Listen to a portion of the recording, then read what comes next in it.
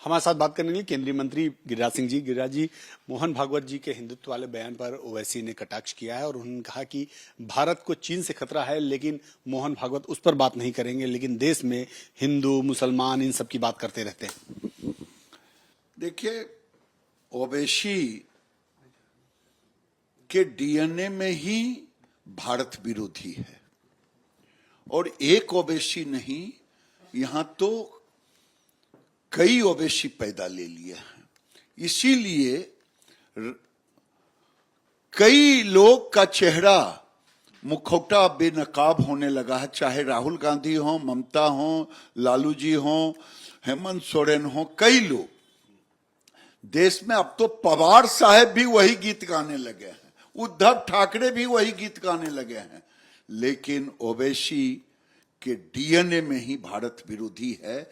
और मोहन भागवत जी ने जो कहा है वो देश हित के लिए कहा है। अब समय आ गया है, सारे सनातनियों को एक होनी चाहिए, नहीं तो ये भारत वंशियों के खिलाफ एक बड़ी साजिश रच रहे हैं। उसमें राहुल गांधी से लेके सारे लोग लगे हुए हैं। जहां तक चीन का सवाल है, मैं चुनौती के साथ कहता हूं, ओवैसी और राहुल गांधी जैसे लोग चीन का हिम्मत नहीं कि भारत के 1 इंच जमीन जो मुझे मिला उसमें आगे बढ़ा हूं, पीछे नहीं गया हूं। अगर गया तो 34,000 वर्ग किलोमीटर नेहरू ने, उस पर राहुल गांधी और ओवैसी सबको बोलना चाहिए। और वो भी आने वाले समय में ईश्वर ने किया तो मोदी ही उसे दखल करेंगे। गिरिराज जी, ओवैसी का ये भी कहना है कि आपके चेले ही देश के प्रधानमंत्री हैं, लेकिन देश में हिंदुओं को भी आपकी सरकार से खतरा है, मुस्लिमों को तो छोड़िए, आपकी जातियों को खतरा है, देश के हिंदुओं को जातियों में बांट रहे हैं, ये कहना है ओवैसी का। देखिए, ओवैसी कैरम बोर्ड में एक होता है रिबाउंड, स्ट्राइक कहीं करते हैं, निशाना कहीं रहता है। ओवैसी को तो ये भी नहीं दिखाई दे रहा कि भारत में मुस्लिम आबादी बढ़ रही है। ओवैसी को ये भी नहीं दिखाई दे रहा है कि अब भारत के विरोध में, भारत वंशियों के विरोध में हर जगह हिंदुओं के धार्मिक उत्सव पर आतंक के साए मंडरा रहे हैं, ये नहीं दिख रहा है।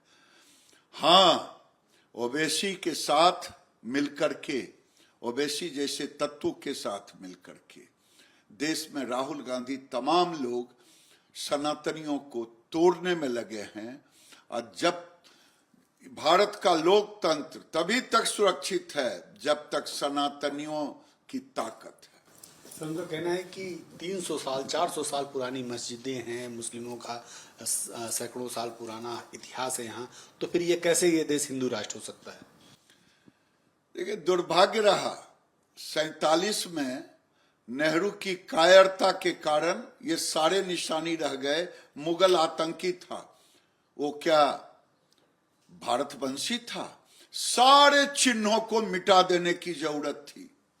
जाए नहीं, इनकी जुबान खुलती है चाइना के मुसलमानों का और उनके ऊपर किए गए कार्रवाई का, लेकिन दुर्भाग्य रहा कि नेहरू ने तुष्टीकरण की राजनीति के तहत भारत में एक ऐसा माहौल क्रिएट कर दिया जो आज हम लोगों को भोगना पड़ रहा है। सर, लेकिन जेडीयू के एमएलसी हैं गुलाम गौस, उनका कहना है कि जो देश को हिंदू राष्ट्र बताते हैं वो लोग मूर्ख हैं। हिंदू राष्ट्र का मतलब ही जिसको नहीं समझ में आता है वो मूर्ख हो सकता है। भारत में जितने लोग पैदा लेते हैं सब तो हिंदू ही है ना। पैदा लेने के बाद खतना होता है तो मुसलमान बनते हैं। इसीलिए हिंदू राष्ट्र जो पैदा लेता है भारत में सब हिंदू है।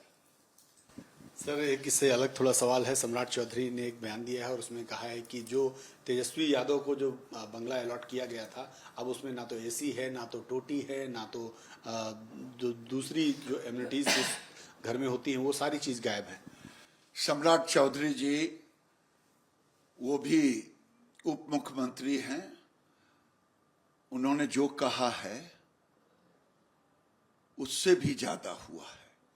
मैं तो कहता हूं कि बिहार की सरकार एक जांच कमेटी बैठाए, क्योंकि उन्होंने सारे बंगले को आइडेंटिफाई किया है। ये तेजस्वी जी जिस बंगले में रहते थे, ये ओछी हरकत कहा जाएगा। उस बंगले पर अब तक कितने पैसे खर्च हुए, इसकी जांच होनी चाहिए। और अब बचा क्या है, उस पर एफआईआर होना चाहिए। तेजस्वी जी कोई गलत नहीं किए, इन्होंने सोचा बड़े मियाँ छोटे मियाँ सुभान अल्लाह। पिताजी ने अगर चारा खा गए तो ये ईटा ही खा गए, तो कौन बड़ी बात है। इस पर जांच होनी चाहिए। सर एक अंतिम सवाल, चूंकि देश के लिए भी अच्छी खबर है कि हमारा जो विदेशी मुद्रा भंडार है वो बढ़ रहा है। हाँ, ये बहुत अच्छी बात बोला कि 3 गुना विदेशी मुद्रा, लगभग 750 हो जाएगा अरब, तो 3 गुना हो जाएगा। इस पर राहुल गांधी की जुबान नहीं खुलेगी। सच को कोई छुपा नहीं सकता। मोदी जी ने देश को, देश की आर्थिक ताकत को कोरोना काल में भी नहीं झुकने दिया। आज दुनिया के उन देशों के गिनती में आ गए जो कुछ ही देश हैं, 750 अरब से पार किया। सोना बढ़ गया। ये सोना गिरवी रखे थे राहुल गांधी, विदेशों में जाके मोदी जी को गाली दे देंगे, लेकिन इसको कैसे छुपाएंगे। केवल 19 लाख करोड़ केवल इनके समय में, राहुल गांधी के समय एक्सपोर्ट था। आज 80 लाख करोड़ से ऊपर चला गया, इसको कैसे छुपाएंगे। इसलिए मोदी जी की को कोटि से धन्यवाद देना चाहिए, कोटि से धन्यवाद देना चाहिए। धन्यवाद सर, हमसे बात करने के लिए। गिरिराज जी थे जो साफ तौर पे कह रहे हैं कि नरेंद्र मोदी सरकार ने लगातार मुद्रा के क्षेत्र में अच्छा काम किया और 3 गुना मुद्रा बढ़ा। कोरोना काल में भी इस देश की जो आर्थिक रफ्तार थी वो धीमी नहीं पड़ी। कैमरा निखिल के साथ धीरज पांडे, एबीपी न्यूज, दिल्ली।